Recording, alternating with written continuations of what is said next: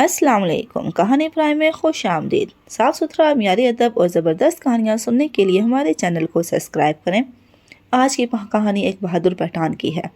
چلیں کہانی شروع کرتے ہیں۔ ایک مرتبہ میں دہلی جا رہا تھا۔ راستے میں مجھے دیر ہو گئی۔ رات ہونے کی وجہ سے میں کلکتہ کے ایک ڈاک بنگلے میں چلا گیا تاکہ رات گزار سکوں۔ وہاں پہنچا تو ایک ملازم نے بتایا کہ اس ڈاک بنگلے میں 8 انگریز رہ رہے ہیں، آپ کے لیے کوئی جگہ نہیں۔ میں باہر نکل آیا۔ اتنے میں سامنے سے ایک آدمی آتا ہوا دکھائی دیا۔ اس کا چہرہ نورانی تھا، سر پر پگڑی، لمبی داڑھی، ایک ہاتھ میں ڈنڈا تھا۔ یہ افغانی پٹھان تھا۔ اس نے وضو کیا اور نہر کے کنارے نماز شروع کر دی۔ نماز سے فارغ ہونے کے بعد وہ میری طرف متوجہ ہوا۔ اس نے کہا، چلو بھائی، دونوں مسافر ہیں، ہم دونوں ڈاک بنگلے میں رات رہ لیتے ہیں۔ میں نے کہا، یہ کیسے ممکن ہے؟ یہاں تو انگریز رہ رہے ہیں۔ یہ سن کر اس پٹھان کا رنگ سرخ ہو گیا۔ اس نے مجھے بازو سے پکڑا اور بنگلے میں لے گیا۔ بنگلے کے ملازم نے بہت شور مچایا، مگر پٹھان نے سب سے بڑے کمرے میں اپنا اور میرا بستر لگا دیا۔ اتنی دیر میں 6-7 انگریز بنگلے میں داخل ہوئے۔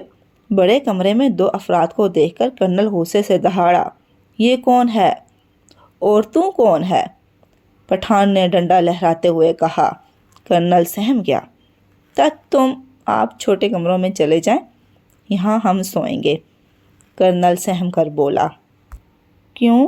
غلامی ہمارا ہی مقدر ہے، آزادی تمہیں باپ سے وراثت میں ملی ہے۔ پٹھان غصے سے بولا۔ یہ سن کر انگریز بھیگی بلیوں کی طرح چھوٹے کمروں میں چلے گئے۔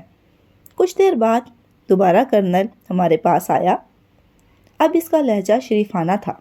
وہ بولا، جناب وہاں جگہ نہیں ہے، کیا میں آپ دونوں کے ساتھ اسی کمرے میں سو جاؤں؟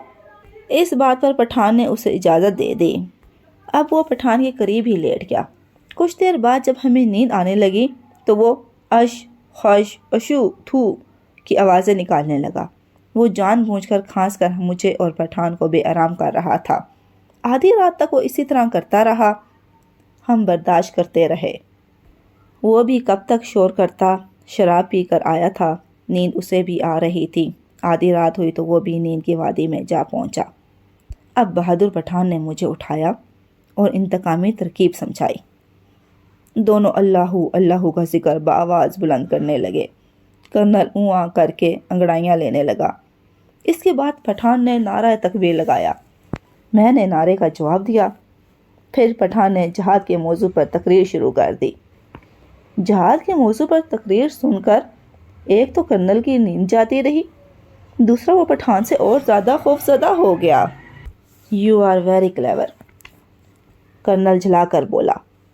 اس کے بعد کرنل نے ایک دم چھلانگ لگائی اور پٹھان کو داڑھی سے پکڑ لیا۔ پٹھان نے اچانک کرنل کو جھٹکا اور داڑھی چھڑوا کر بجلی کی طرح اسی کمر پر پہنچ گیا۔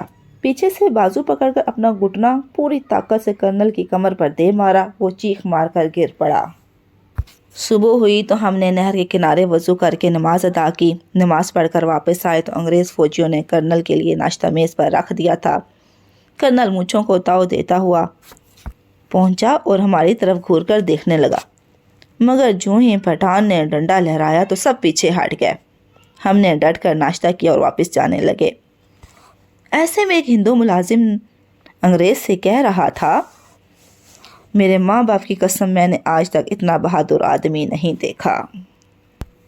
انگریزوں کے ساتھ ایسے واقعات پیش آتے رہتے تھے جن سے ظاہر ہوتا ہے کہ بہادر مسلمانوں کے دل میں کافروں کا ذرا برابر خوف نہیں ہوتا۔ کافر انہیں دیکھتے ہی مرعوب ہو جاتے ہیں۔ اگر آپ کو کہانی اچھی لگی ہو تو لائک کریں، چینل کو سبسکرائب کریں۔ ملتے ہیں پھر ایک اور نئی اچھی سی کہانی کے ساتھ۔ اللہ حافظ۔